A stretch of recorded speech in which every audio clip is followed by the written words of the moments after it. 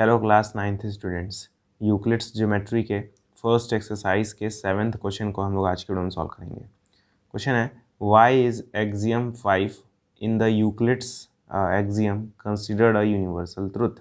अब इसके लिए आपको एक्सियम नंबर 5 पता होना चाहिए। एक्सियम नंबर 5 था आपका, एक्सियम नंबर 5 था whole is greater than the part. Whole is greater than the part, ठीक है, then the part, whole is greater than the part. यही था आपका यूक्लिड का 5वां एक्सियम, ठीक है। मतलब जो होल होता है वो पार्ट से बड़ा होता है।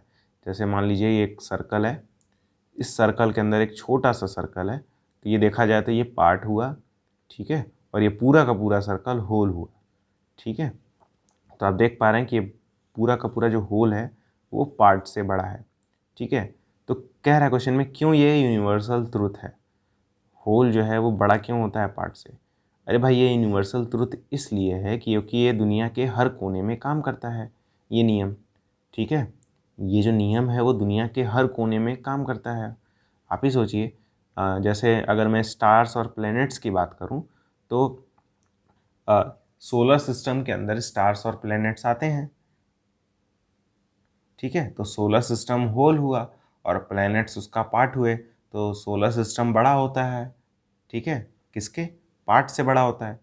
सोलर सिस्टम होल की तरह ट्रीट होगा ना, ठीक है। ये सोलर सिस्टम है, उसके अंदर सन स्टार्स ये सब आते हैं, तो सोलर सिस्टम होल की तरह ट्रीट होगा और जो सन और प्लैनेट्स हैं वो पार्ट की तरह ट्रीट होंगे, तो सोलर सिस्टम तो बड़ा होता ही है। तो आप देख पा रहे हैं हर कोने में ये नियम सही होता है, ठीक है। जैसे ओशियन जो है वो बड़ा होता है किसी भी शिप से, ओशियन जो है शिप से बड़ा होता है। अर्थ जो है वो ओशियन से बड़ा है, ठीक है। सोलर सिस्टम जो है वो अर्थ से बड़ा है ना।